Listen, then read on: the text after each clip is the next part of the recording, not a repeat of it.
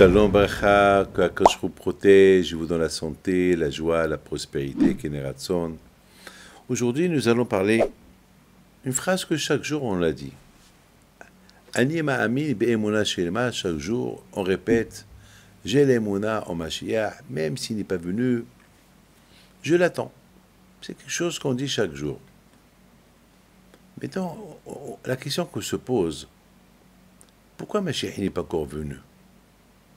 Qu'est-ce qui empêche Mashiach de venir? Il doit avoir une raison. On est dans les temps. Moi, je vous dis quelque chose, je rigole pas. Mais j'ai tellement une émouna forte qui va venir, plus que n'importe quel temps. Et pourtant, j'ai eu des déceptions, parce que beaucoup de fois, on a cru qu'il allait venir à Simchat Torah. On a cru qu'elle allait venir, on a cru que c'est la fin du monde. Et beaucoup de fois, on a cru, pendant la guerre du Golfe, beaucoup de fois, on avait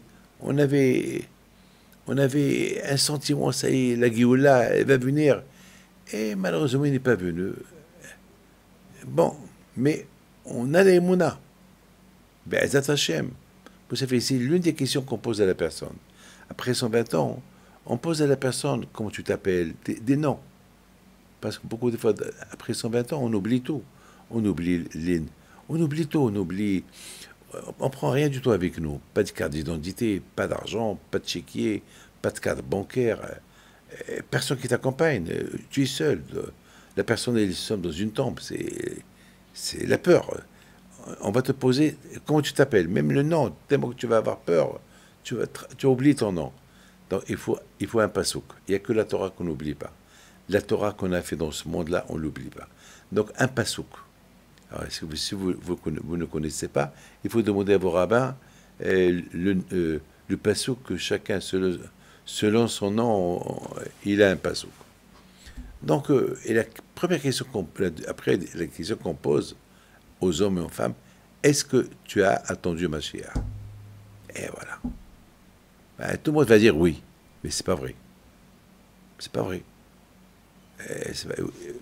Mes amis, je vais vous expliquer c'est quoi attendre. Vous savez, quelqu'un qui accompagne sa femme parce qu'elle va accoucher. Elle rentre dans la salle d'accouchement. Lui, il est dehors. Il sait qu'elle va accoucher. Il sait que c'est d'un moment à l'autre. Il sait que c'est pas possible. Eh bien, c'est comme ça, Mashiach. Il faut avoir l'émouna que ça y va venir. Vous avez compris? C'est ça.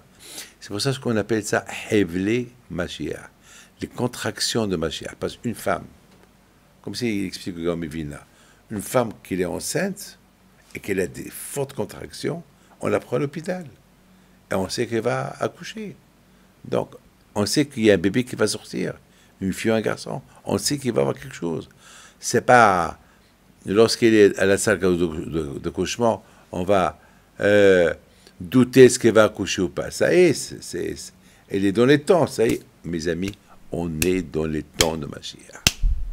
On est dans les temps. Et puisqu'on est dans les temps, il faut...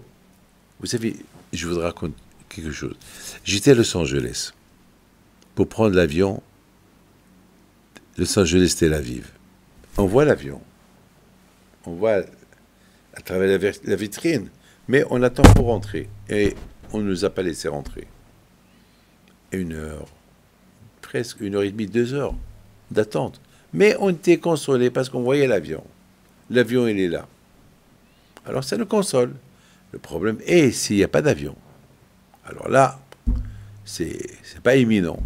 C'est indéterminé. On ne peut pas savoir. On peut même... Une fois, je me rappelle, une fois à Washington, j'ai attendu toute la journée pour rentrer à Paris. Une fois aussi à Paris, je devais aller au Panama. Ça a pris toute la journée. Il y a eu un retard des heures.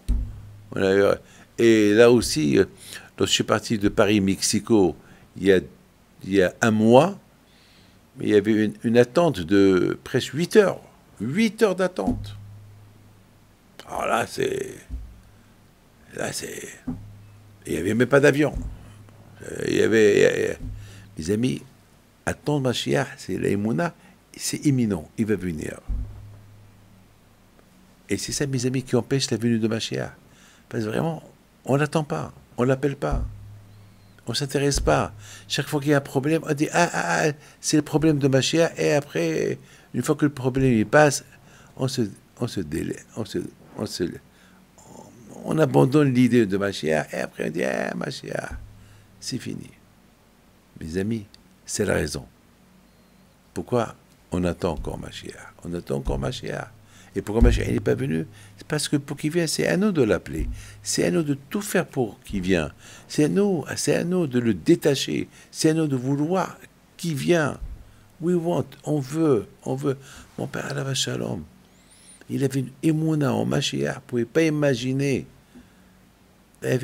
Même pendant que, mes amis, c'est raison pourquoi on dit, ils disent que chaque jour que le Beit HaMikdash n'a pas été construit, c'est comme s'il a été détruit. Parce que le Beit HaMikdash a été détruit à cause de la haine gratuite.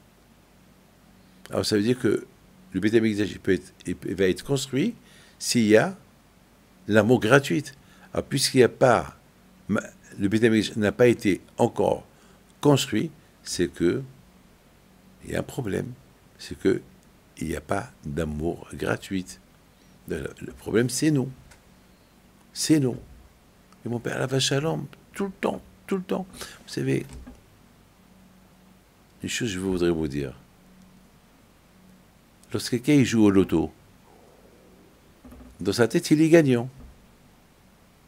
Pourquoi? Parce que il se souhaite qu'il va gagner.